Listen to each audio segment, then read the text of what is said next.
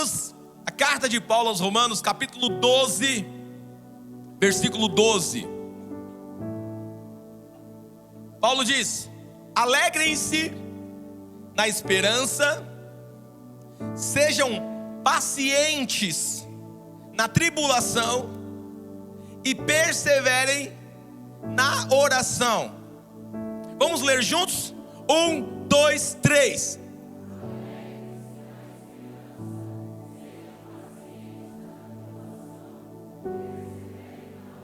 Show de bola, a leitura tá legal. Só faltou um pouquinho mais de fúria, entendeu? Faltou um pouquinho mais de raça liriana. Bora agora? Vamos Liriano. Liriano é ali. Cadê? Ó, o nosso DNA. Qual é o DNA da Lírio? Sir. Simples, intenso, irrelevante. Intenso, então tem que ter intensidade. Agora, vamos lá, Liriano. Bota pra lascar, vai. 1, 2, 3.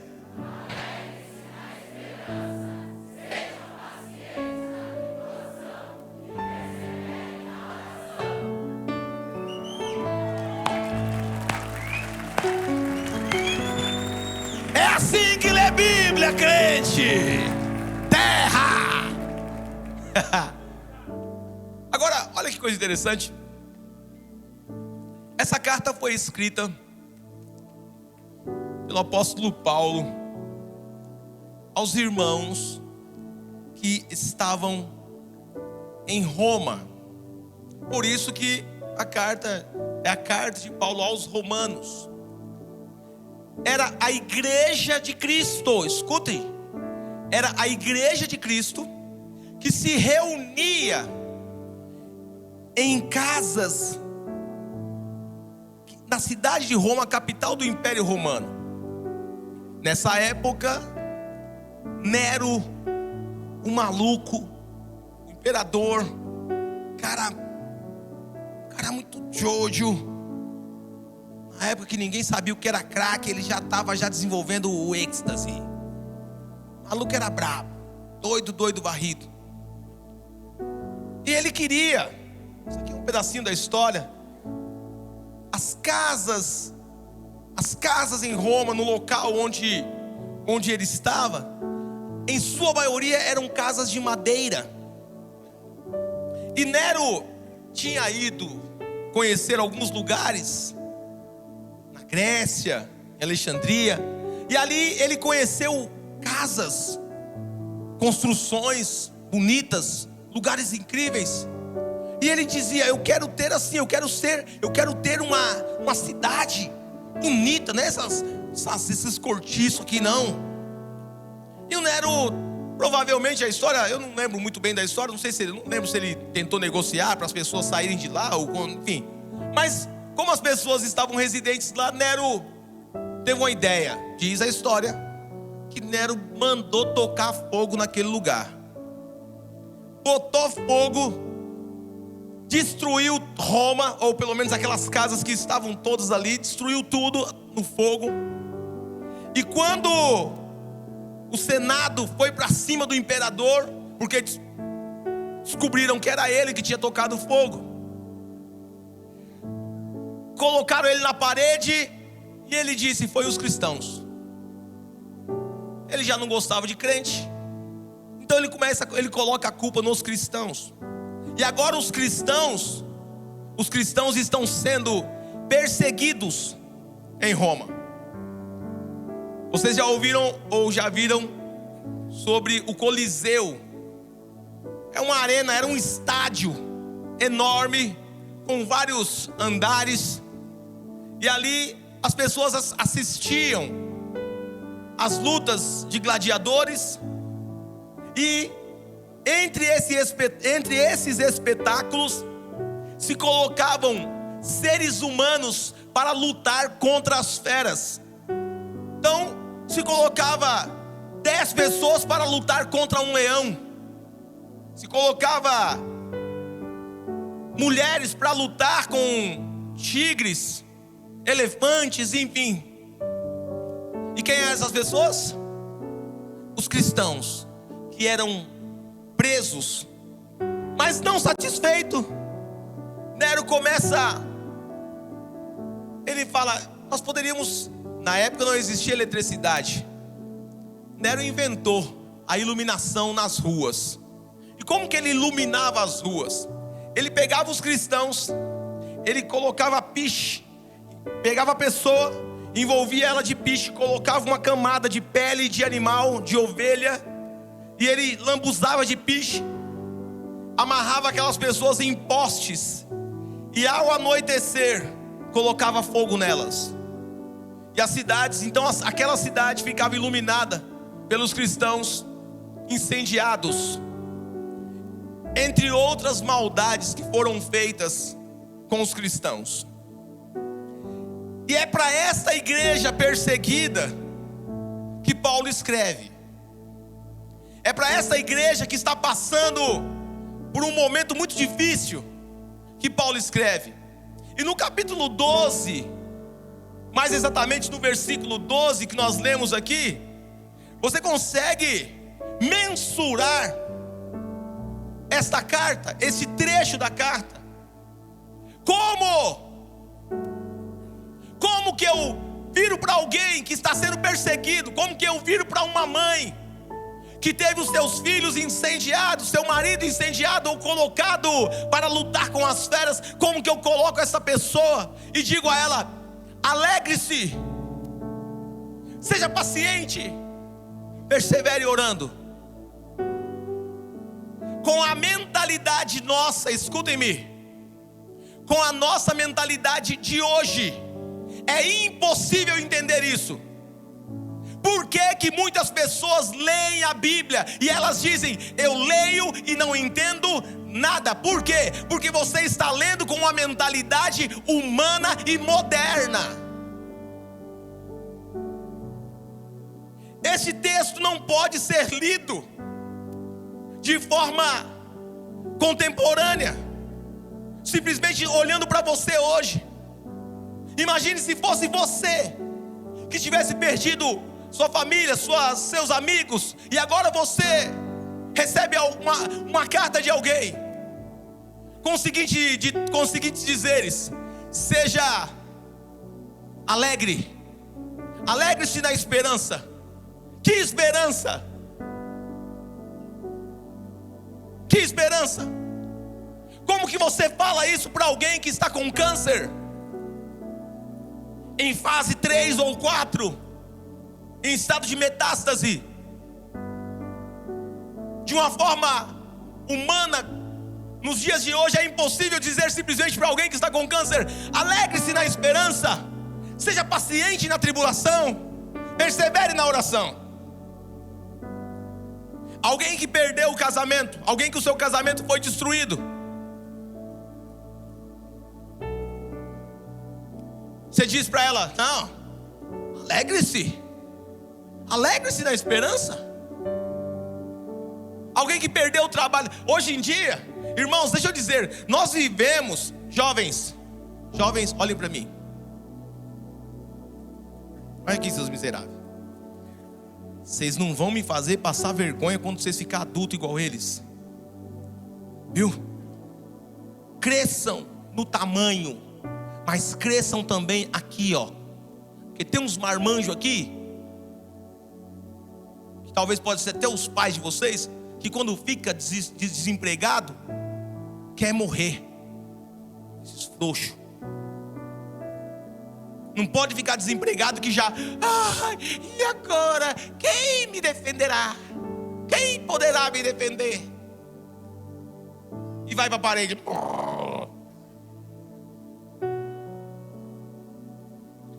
Uma geração que não pode ficar desempregada. Uma geração que não pode. Esses dias eu recebi uma ligação de um irmão que tomou um golpe de R$9.000. Queria se matar.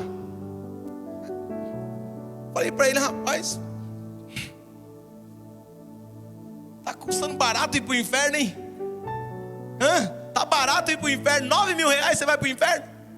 Por 9.000 você vai pro inferno? Uma geração que... E deixa eu dizer aqui, eu falei de manhã, eu vou falar porque Eu não devo nada para vocês, vocês não devem nada para mim, está tudo certo. Quem não gostou, cuspa. Aqui. Alguns anos atrás, nas eleições, alguém aqui tem que pedir perdão pelo que falou. Para convencer o seu irmão a votar no candidato Y, você disse que o candidato C iria perseguir a igreja. Falou ou não falou? Não falaram aí que o candidato que ganhou as eleições ia perseguir a igreja? Falaram ou não falaram? Sim ou não, gente? Falaram. Se eles ganhar, vai fechar as igrejas, vai perseguir, vai prender os pastores. Foi ou não foi? E eu pergunto, aconteceu isso? Aconteceu? Então quem falou que ia acontecer mentiu. Pede perdão. Tem eleição agora, logo logo. E aí? Vai começar a levantar boato de novo? Vai começar a mandar vídeo feito por inteligência artificial para denegrir o candidato A ou o candidato B? Você vai me perdoar, meu irmão. Em nome de Jesus, nas próximas eleições, vota no seu candidato, no candidato que você quiser, e cala sua boca que você ganha mais. Você não ganha para isso. A igreja não é regida por governantes, quer seja de direita, quer seja de centro, quer seja de esquerda. A igreja é regida pelo Rei dos Reis, soberano Senhor. É por isso, independente de quem ganhar, nós vamos orar por eles, para que Jesus salve e transforme a vida deles. Mas isso não pode nortear a igreja. Mas se nós votarmos no fulano, vai ter perseguição. Se eu tivesse certeza que ia ter perseguição, eu votava nele. Porque a igreja sempre cresceu de forma poderosa em tempos de perseguição. A igreja de Roma, apesar de estar sofrendo aquela perseguição, era uma igreja estritamente espiritual. E Paulo, quando escreve a eles, ele está falando o seguinte: eu sei para quem que eu estou escrevendo e o que eu estou escrevendo. Agora deixa eu dizer a você o que Paulo estava dizendo aos romanos, e que não faz sentido para nós, porque a nossa mentalidade, ela não é mais uma mentalidade espiritual. Estar num culto não significa ser espiritual. Servir na igreja não significa que você vai morar no céu. Ser dizimista e ofertante não diz respeito à salvação de maneira alguma. Mas não ser também pode te trazer problema, porque um dia você vai chegar diante de Deus e Deus vai perguntar: os recursos que eu coloquei na sua mão, como você investiu? Você investiu na minha obra? Você investiu na continuidade da minha obra? E olha que Deus nem pede muito, é uma parte de 10. E Deus vai perguntar: o que você fez com os recursos que eu te dei? Você abençoou pessoas para que fossem salvas através dos missionários?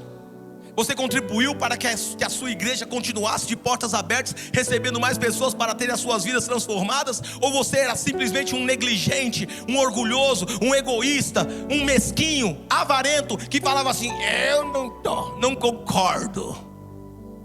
Mas concorda em tudo, né? Concorda em usufruir. Concorda em usufruir de tudo, mas não concorda em contribuir com nada. Deus está te vendo, malandro. E no céu malandro não entra. Chupa cabra no céu não entra. Não entra. Agora, Paulo está falando com essa igreja de Roma, uma igreja perseguida, uma igreja que conta a história que os crentes queriam se entregar. Alguns crentes saíam na rua e diziam: eu sou cristão, eu sou cristão. Por quê que eles faziam isso? Porque eles tinham uma esperança que nós não temos. Não estou generalizando aqui, mas essa é a situação mundial da igreja. Hoje está tão maravilhoso viver na terra, que os crentes não querem mais pensar em morar no céu. Está uma delícia. A humanidade nunca viveu uma época tão gostosa. Nunca foi tão fácil. Nós temos tudo ao nosso alcance. Nós vivemos numa época tão boa que as pessoas não querem mais morar no céu. Nós vivemos numa época tão agradável que ninguém pensa mais em morar no céu. Morar no céu? Para alguns aqui é até novidade. Morar no céu? Para alguns aqui o que eu estou dizendo é: nunca ouvi falar. Como é que vai ser isso? Seremos abduzidos? Não, não é abduzidos, é arrebatados. E Paulo está dizendo, coloca no texto bíblico que nós vamos começar. Alegrem-se, olha o que ele está dizendo naquela igreja, aquelas pessoas. Alegrem-se na esperança, é o primeiro ponto. Alegrem-se na esperança. Está difícil? Meus irmãos, está complicado aí? Está complicado.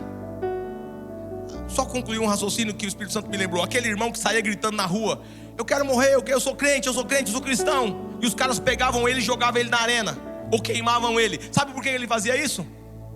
Porque a esperança dele era morar no céu.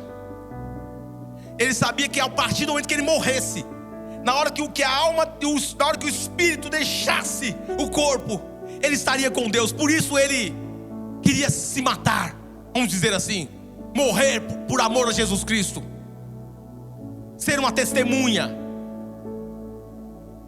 Paulo está dizendo: alegre-se na esperança. Qual era a esperança? A esperança dos cristãos não era ter uma casa na Grécia.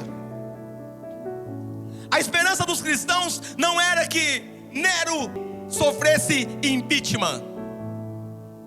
A esperança dos cristãos não era apoiar o próximo imperador. Vamos fazer uma campanha para que a igreja, que vergonha, eu fiquei envergonhado em ver pastores que eu respeitava tanto fazer de suas igrejas um curral eleitoral. Lamentável, triste, deplorável. A que nível chegamos?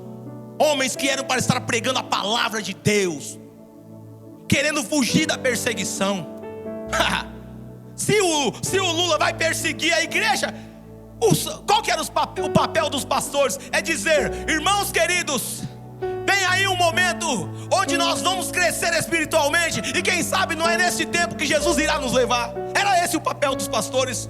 E não dizer: vamos votar em fulano, porque senão nós vamos ser perseguidos. Ei, querido, está com medo de ser perseguido? Está com medinho? É por isso que a igreja de Roma entendeu essa carta, e nós não.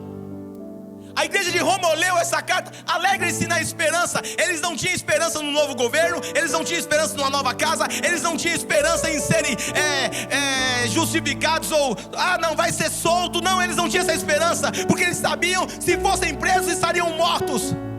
Alguns pais da igreja contam, alguns relatos contam, aliás, estudiosos contam, que os pastores diziam às suas ovelhas: não se entreguem, não façam isso, não apareçam, porque nós precisamos que a igreja continue para pregar o evangelho a outros. Se todos vocês morrerem, não tem igreja. Mas não era por covardia, porque eles sabiam que ao se entregar para o governo, iriam morrer, mas estariam no céu. Essa era a esperança deles. Qual é a tua esperança? A tua esperança é ter uma casa. A tua esperança é que a sua esposa viva bem com você, mesmo você sendo um cafajeste. A sua esperança é que a sua família esteja bem, maravilhosamente bem, mesmo você sendo mal educado dentro de casa, um grosso. Na igreja é glória a Deus, aleluia, aquele amor, abraça todo mundo. Chega em casa, nem fala com ninguém. A esperança da igreja de Roma é a que nós devemos ter. E o apóstolo Paulo, na sua carta aos Tessalonicenses, nas suas duas cartas aos Tessalonicenses, ele fala muito bem sobre isso. Leia as duas cartas de Paulo aos Tessalonicenses, aos irmãos que viviam em Tessalônica, a igreja que se reunia em Tessalônica. Ele vai falar que a esperança do crente, daqueles irmãos, era o arrebatamento. Eles achavam que a qualquer momento daquela época Jesus iria voltar. E eles sabiam que quando Jesus voltasse, eles iriam subir. E tudo isso que eles estavam passando iria acabar. Mas eles não estavam pensando em alívio. Eles não estavam pensando em vai mudar, não. Eles estavam pensando em morar com Jesus no céu. Nós esquecemos isso, e deixa eu dizer a você, nós seremos surpreendidos a qualquer minuto. Jesus irá voltar, querido.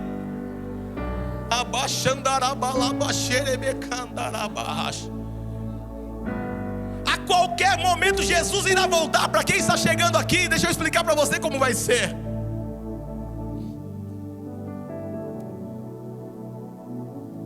A Bíblia diz: dada a ordem, Deus vai dar a ordem ao arcanjo. Chegou a hora da noiva se encontrar com o cordeiro. E deixa eu dizer a você, há uma diferença muito grande entre igreja e noiva do cordeiro. Igreja são os chamados, a noiva são os escolhidos. Pastor, mas é Deus que escolhe? Não, é você que se faz escolhido. Porque todos foram chamados, mas poucos se esforçam para morar no céu e querem ir para o inferno. E eu sempre digo aqui, vou continuar repetindo enquanto vida tiver: inferno não é punição, inferno é opção. Inferno não é punição de Deus, é opção do ser humano. Você tem dois lugares para escolher. Você pode escolher morar com Deus, ou pode escolher morar no inferno. Você escolhe. E quando que você escolhe? Aqui, nesta vida. Porque na hora que você fechar os seus olhos, já não tem mais escolha. Quando você fechar os seus olhos, você será julgado por Deus, e você irá ou para o paraíso ou para o inferno, segundo as suas obras, ou seja, segundo aquilo que você e eu fizemos. Não é segundo o que Deus acha, é o que nós fizemos, é o que nós buscamos.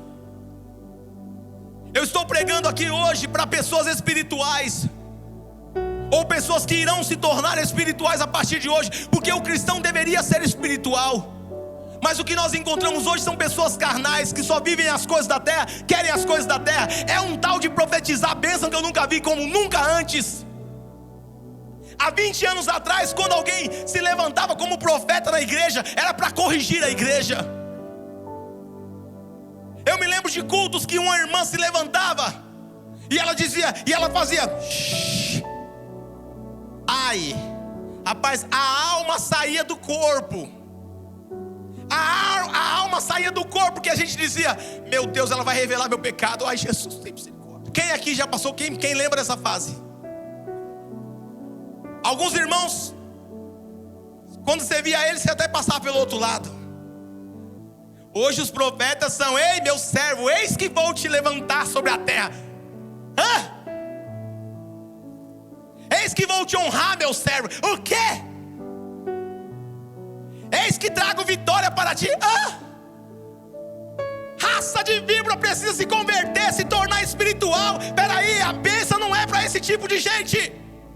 A bênção de Deus é para aqueles que andam com Deus, seguem ao Senhor, servem ao Senhor, andam segundo os mandamentos do Senhor, se apartam da mentira, se apartam da falsidade, se apartam do engano. Não é se vestir como crente. Se bem que ultimamente, com o advento das igrejas mais contemporâneas, as pessoas acham que a mesma roupa que elas usam na praia pode usar na igreja.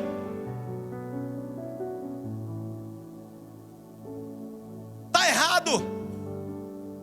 Você precisa se vestir com decência. A Bíblia diz: tudo que você for fazer, seja feito para a glória de Deus. Se a sua roupa mostra a sua calcinha, eu queria saber onde isso glorifica a Deus. Se você vem com os peitos de fora, se você vem para a igreja com os peitos de fora, anda na rua com os peitos de fora, valorizando a sua bunda, pronto, falei. Eu queria saber onde isso valoriza, onde isso glorifica a Deus. Olha o tipo de crente que nós temos hoje. E esses mesmos crentes recebendo profecia de recebe vitória, recebe honra, recebe isso. Falsos profetas. Deus falou sobre vocês em Ezequiel: ai de vocês, profetas, que dizem coisas que eu falei quando não falei, diz o Senhor.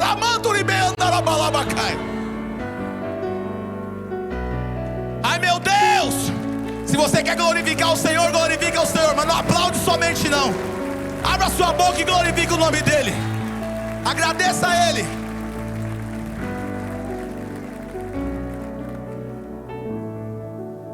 E me diz que é crente.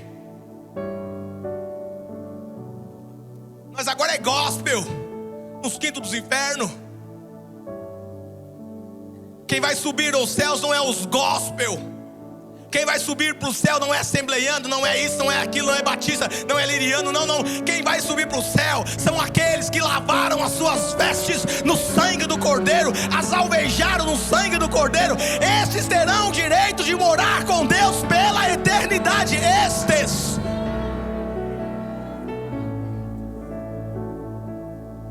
Igreja do Senhor, é hora de se lembrar que esta vida não é para nós. Nós fomos chamados para morar com Jesus no céu. Você foi chamado sim para viver nessa terra. Olha, e Isaías capítulo 1 versículo 19 vai dizer: se vocês me obedecerem, vocês comerão sim os melhores frutos dessa terra. Está escrito na Bíblia, é verdade. E é possível sim. É possível que Deus te abençoe poderosamente.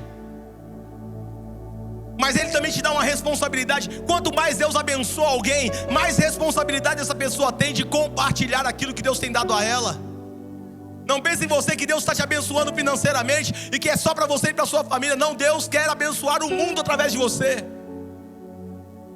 contribuindo para que o Evangelho chegue em outras pessoas. É o que nós temos feito aqui. Agora preste bem atenção. Paulo diz para aquele povo: alegre-se na esperança. Está difícil? Está complicado? Está doendo? Está sendo perseguido? Está sendo humilhado? Está sofrendo? Pois é, lembra do céu. É isso que Paulo está dizendo. Está dolorido? Está dolorido? Lembra do céu. Está chegando, a idade está avançando e você não casou ainda, né, irmã? Está difícil, o navio está encalhado, Titanic bravo. Deus diz para você: alegre-se na esperança. Qual é a esperança? O céu. Segundo a Bíblia, escritura inspirada por Deus, o arcanjo, aí tocaram a trombeta.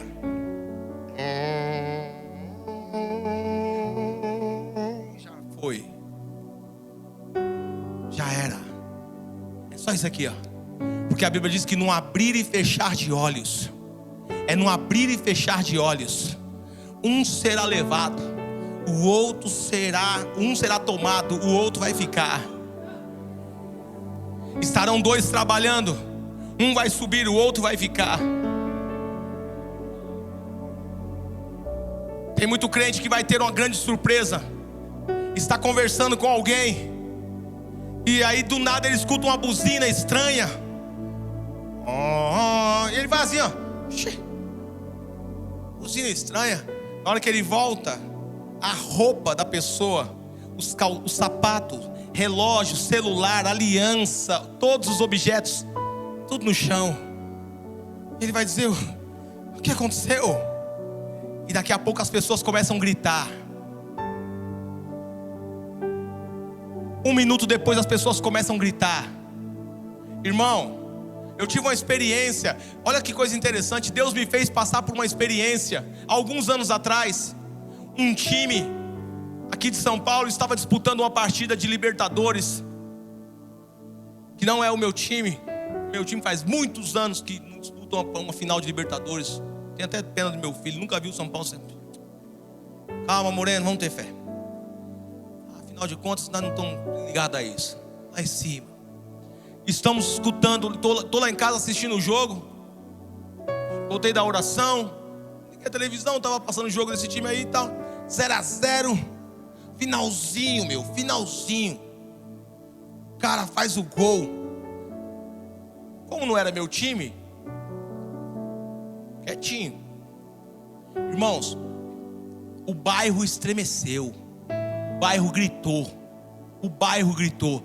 Você escutava os gritos nas casas, as pessoas gritando. E o Senhor falou comigo naquele momento: assim será no dia da minha volta.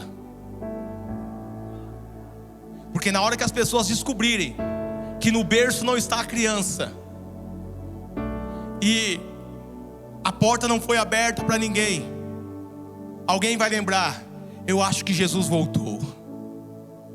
E nessa hora grita.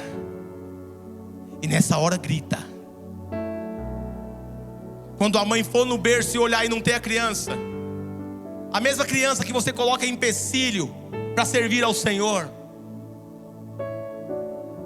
você vai gritar. Quando o marido que está conversando com a esposa virar para o lado e voltar e ver só a roupa dela, ele vai gritar, porque ele vai lembrar: Jesus voltou. Quando o jovem estiver com seus pais na mesa, e de repente o garfo cai no chão, e o jovem volta e pega, e quando ele volta, os pais já não estão mais na mesa, as roupas estão na cadeira, o calçado está no chão, mas o pai e a mãe não estão mais, porque serviam ao Senhor de verdade, lavavam suas roupas e santificavam ela no Senhor, não tinham uma vida dupla. Na igreja é crente, no mundo é uma tristeza, causa vergonha. Alguém pode dizer: a Lírio é isso, a Lírio é aquilo. Bom, eu estou aqui ensinando, eu não posso obrigar. Eu não posso obrigar vocês, mas ensinar eu ensino. Eu não posso obrigar você a se vestir como uma serva de Deus. Eu não posso obrigar você a dar testemunho de cristão. Eu não posso obrigar você a ser um bom marido, uma boa esposa. Mas o meu papel é ensinar a palavra do Senhor como ela é. Agora, ninguém vai poder dizer: eu não aprendi. Não vocês. Se Jesus voltar amanhã, nenhum de vocês vão poder dizer: eu não sabia. Até mesmo você que está dormindo, está ouvindo lá no fundo, porque o Espírito Santo contribui para isso. A palavra dele não vai voltar para ele vazia, sem antes cumprir o propósito pela qual ela foi determinada. Nós vivemos numa época muito fácil, e Paulo está dizendo para aquelas pessoas daquele momento: quando as pessoas, os mortos ressuscitarão primeiro, a Bíblia diz, num abrir e fechar, coisa muito rápida. Mateus vai dizer que é como um relâmpago. Naquele momento os mortos ressuscitam num corpo glorificado, e imediatamente nós que estamos vivos em Cristo. O que é estar em Cristo? É andar com Cristo. Eu não estou dizendo eu não estou falando de anjo, não. Deus sabe que você não é anjo. Deus sabe que você não é querubim. Deus sabe que você não é um ser espiritual. Você é um ser carnal, feito de barro e água. Mas o que ele diz é: busquem a santificação, porque sem ela ninguém será capaz de ver o Senhor. Não é do seu jeito, meu irmão. Eu vim aqui para dizer a você que não é do seu jeito, é do jeito de Deus. E vou dizer mais, porque o Espírito Santo me autoriza a dizer: todas as vezes que você vai pecar, o Espírito Santo te avisa. Mesmo você que não é crente, mesmo você que ainda não entregou sua vida a Jesus, todas as vezes que você vai fazer alguma coisa errada, a consciência que Deus colocou em você, você sabe que está errado, mas você continua fazendo errado. Deixa eu dizer a você, no arrebatamento você não vai subir. Isso não é só para crente, é para todos. Jesus vai voltar. De todas as promessas que Ele fez, de todas as promessas que Jesus fez, de todas, só falta essa se cumprir. Me pede uma piada agora. Terra. Eu disse que eu era feliz, e continuo feliz.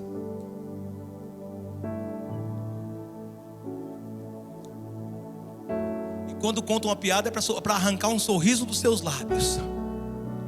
Mas a minha função é falar a verdade que está nas Escrituras.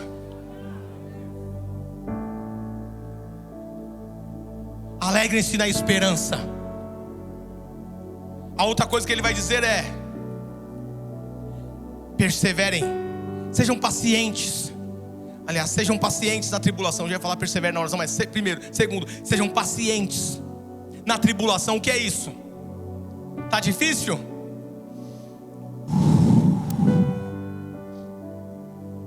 Tá difícil, minha irmã?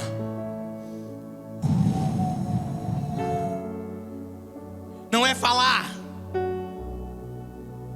ai, Senhor, até quando vai acabar essa prova? Vou te responder, minha serva: acaba quando eu te chamar. Até quando, Senhor? Até eu te chamar. E esteja pronto para encontrar comigo. Oséias dizia: prepara-te, ó Israel. Prepara-te, ó Israel, para encontrares com o Senhor teu Deus. Não é prepara-te, ó Israel, para encontrar com o próximo governante. Prepara-te, ó Israel, para encontrar com o seu apartamento novo. Prepara-te, ó Israel, para comprar seu próximo carro zero. Prepara-te, ó Israel, para juntar dinheiro. Não, ele está dizendo: prepara-te, ó Israel, para encontrares com o Senhor teu Deus. A qualquer momento a trombeta vai tocar, e os que estiverem preparados vão subir para nunca mais passar pelas tribulações dessa vida. Aleluia!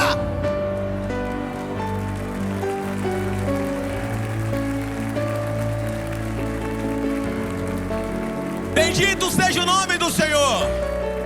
Abalabashuri me andará malamacai.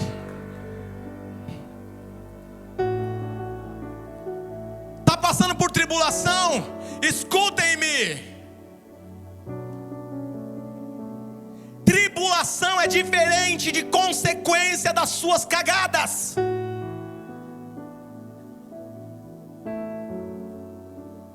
Você fez um monte de plantação ruim, as colheitas estão vindo, e você fica questionando Deus.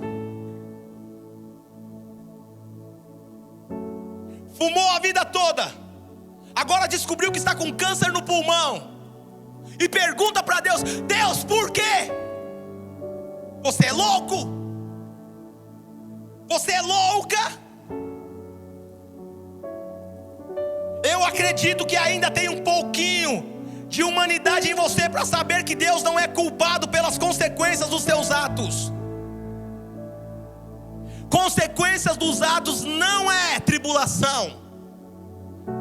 Gálatas vai dizer: de Deus não se zomba, pois tudo o que o homem semear, certamente colherá. Agora eu vou explicar o que é tribulação. É algo que você não plantou, é algo que você não entende por que está acontecendo de fato, e você sente que aquilo é espiritual. É uma angústia, uma tribulação, é um sentimento de dificuldade que o diabo coloca.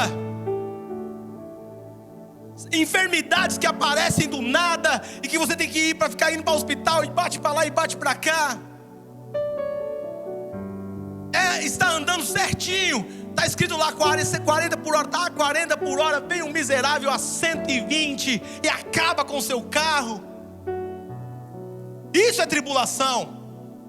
E eu estou falando das leves, estou falando da física. Agora existem as tribulações que são as mais brabas, que são as tribulações de cunho espiritual. É aquela que o diabo quer destruir você por dentro e depois por fora. E ele está dizendo: quando você estiver passando por momentos como esse, que mesmo fazendo tudo certo, está dando tudo errado, isso é tribulação. E ele está dizendo: nesse momento, seja paciente. Ele estava falando para a igreja lá, olha que contexto, eu estou falando num contexto muito Nutella aqui, porque essa é a nossa realidade. Mas a igreja de Roma, quando ele está dizendo: olha, sejam pacientes nesse momento de perseguição, mesmo tendo seus filhos queimados, continuem pacientes, não desanimem, continue olhando para a esperança que está em Jesus Cristo. E por último ele encerra dizendo: não parem de orar. Jesus disse para os seus discípulos a receita de como se manter santificado, se manter com as vestes limpas para encontrar com Jesus nos ares e morar com Ele pela eternidade no céu. Ele disse: vigiai e orai. Ou seja, tenha uma vida de renúncia. Isso é vigilância. O diabo chega com aquele prato que ele sabe que eu gostava quando eu estava no mundo, mas agora eu viro para aquele prato e falo assim: eu entreguei minha vida a Jesus e eu quero morar no céu um dia. E para quem acha que o apóstolo Pedro, há 2000 anos atrás, ele escreveu um texto sobre isso também. Ele disse o seguinte: ele disse: para aqueles que dizem: faz tanto tempo que estão falando da sua volta e ele nunca voltou. Ele está dizendo: fica tranquilo. Ele não é que ele está demorando, ele só está preparando aqueles que vão morar com ele no céu. E aí você vai dizer assim: mas pastor, fazem 2000 anos que a igreja existe, e as outras pessoas que não foram arrebatadas? Tem certeza que não foram? Tem certeza? Quando elas morreram, elas foram morar com Deus ou não? Então na sua morte acontece também o arrebatamento. Quando você morre, e a morte é uma coisa incrível. Alguém esses dias estava me contando, meu sobrinho. Ele disse: tio, eu sempre pensei assim: na hora que eu for morrer, eu peço perdão dos meus pecados. E na semana passada ele sofreu um acidente de moto. Ele falou: tio, não dá tempo de pedir perdão não. Não dá tempo, tio. A menos que Deus queira dar esse tempo. Porque na hora que eu bati, na hora eu já perdi a consciência. Só deu um apito na minha cabeça, como se tivesse desligado tudo. Passou alguns segundos, eu voltei. Ou seja, tio, se eu tivesse morrido, eu não teria ido para o céu, tio. Tem muita gente achando que Jesus está demorando. Eu só sei que eu preciso estar preparado para Ele voltar hoje ainda, ou voltar daqui a 30 anos. Você precisa estar preparado para a volta de Jesus. Eu não estou dizendo que você deve abandonar os estudos, não é isso. Escute-me, por favor. Continue estudando, mas ao mesmo tempo servindo ao Senhor com sinceridade, fugindo do pecado. Vai pecar, mas nós aprendemos que Deus é um Deus misericordioso. Aprendemos sobre isso aqui na sexta-feira. Peça perdão, mas não viva no pecado. Não colecione pecado. Ao pecar, imediatamente peça perdão ao Senhor. Não fique levando pecados. Não, no culto de domingo que vem eu peço perdão. Deixa eu ensinar mais uma coisa. Hoje nós vamos participar da ceia. Tem crente que aprendeu que só pede perdão no dia da ceia. Você é louco. Você é muito doido. Porque e se Jesus voltar antes? Eu não estou dizendo que você não tenha que sonhar com a sua casa própria. Se é o seu sonho, corre atrás, com sabedoria de Deus, sendo fiel ao Senhor, mas não se aparte da santificação. Não se esqueça que esta casa é passageira e que você vai desfrutar muito pouco dela, mas a de lá é eterna. Se você quer ganhar muito dinheiro, eu dou um conselho a você: estude muito, estude, rala, seja o melhor da classe. Não vá para a faculdade simplesmente para ter a presença. Vá para a faculdade para aprender. Seja o melhor da turma. Terminando a sua faculdade, faça uma pós, inicie o seu negócio, faça um doutorado. Mas nunca se esqueça que isso tudo é passageiro e temporário. Porque o eterno é quando Ele voltar. E quando Ele voltar, muita gente vai estar desprevenido. Por quê? Porque está olhando só para essas coisas. Não consegue olhar para a nova etapa. Não consegue olhar para a nova Jerusalém. Não consegue olhar para a vida eterna. Por quê? Porque só está olhando só para aqui. Deixa eu dizer a vocês. Teve um exemplo bíblico, e você vai encontrar ele em Gênesis. Quando Deus tira Abraão do meio, a Ló e a sua família do meio de Sodoma e Gomorra, porque ele ia destruir. E ele diz assim: escapa-te por tua vida e não olhe para trás. Alguém aqui que entregou sua vida a Jesus, mas continua olhando para o mundo. Deus está falando para você: já que você entregou sua vida ao Senhor, continua. E você que ainda não entregou sua vida a Jesus, se eu fosse você, eu entregava a sua vida a Jesus hoje ainda. Porque você não sabe se Jesus volta para você hoje ainda. Você não sabe se Jesus volta hoje. Você não sabe se a sua vida vai ser tirada hoje. Eu não estou aqui me aproveitando da sua emoção. Eu estou falando para você o que pode acontecer de fato. O que dá a impressão que o pastor está se aproveitando dessa ministração para pessoas entregarem sua vida a Jesus. Mas deixa eu dizer, é porque nós não estamos acostumados a ouvir esses tipos de ministração. Nós não estamos acostumados a isso. Então dá a impressão que o pastor está emocionado, tentando impactar a igreja. Não, eu estou pregando a palavra de Deus. Só isso. A mulher olha para trás. Na hora, Deus falou: não olhe para trás.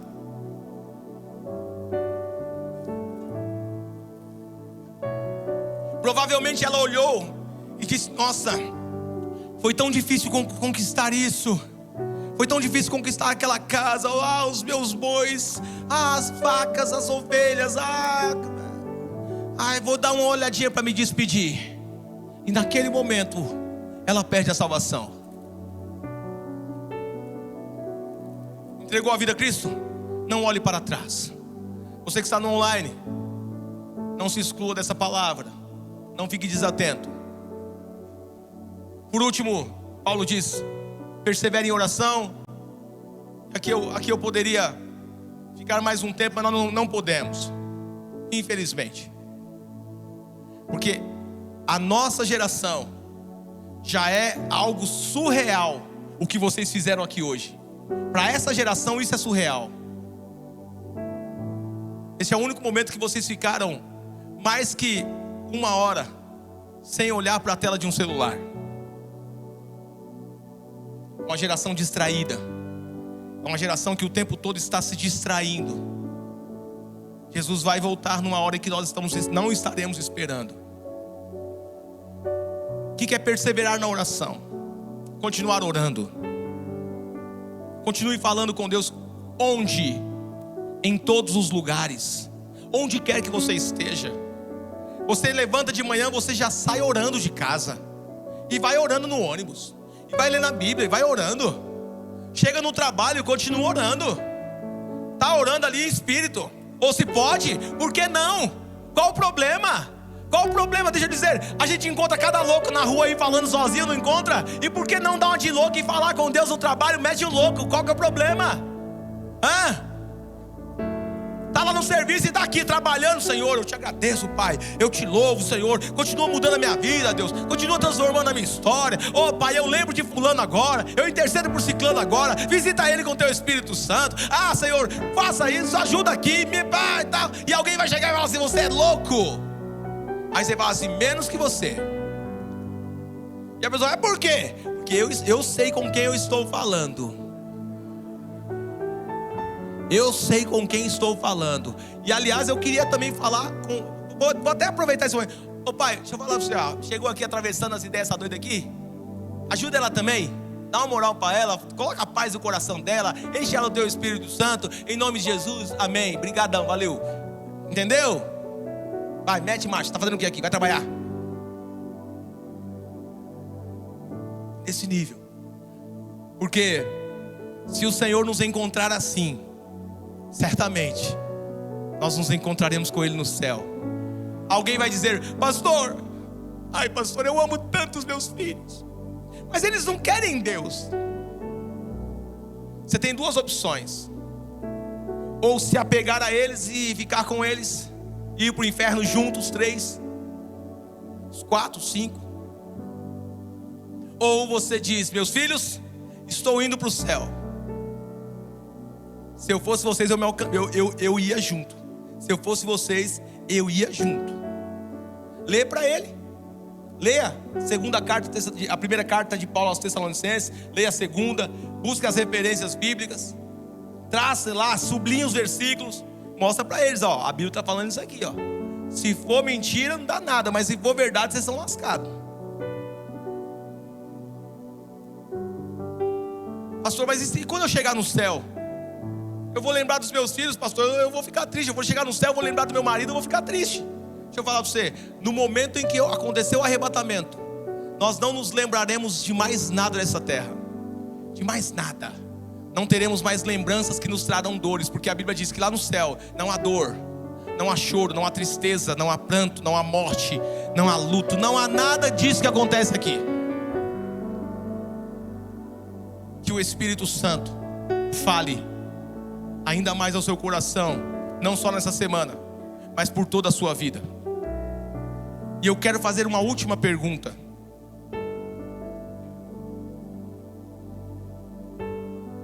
Você consegue, Gabriel, colocar um cronômetro aqui na tela? Em quantos minutos? Em quanto tempo você precisa? Só fala para mim. 2 segundos.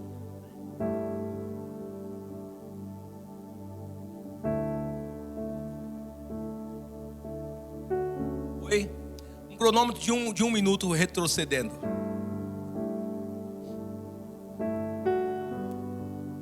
Coisa boa é trabalhar com autista, nerd.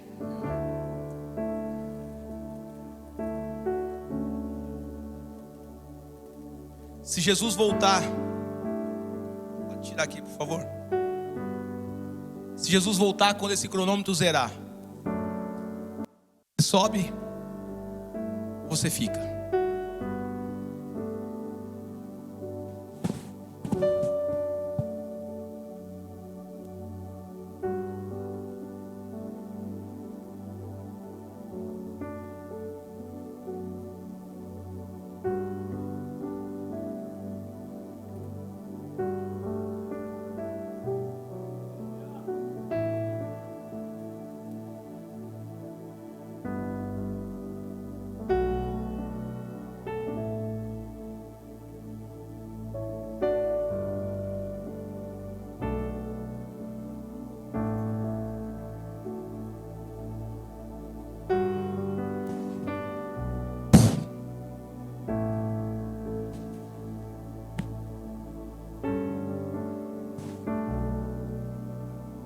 Alguns curvaram a cabeça e começaram a pedir perdão dos seus pecados.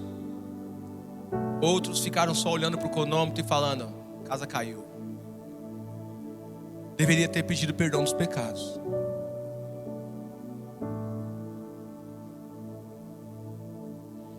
O rei está voltando. O rei, quem lembra? Está voltando. A trombeta está soando, o meu nome a chamar. Se o rei está voltando, o rei está voltando. Aleluia, ele vem me buscar. A qualquer minuto. Espírito Santo, eu sei que o Senhor falou aos corações aqui nessa noite,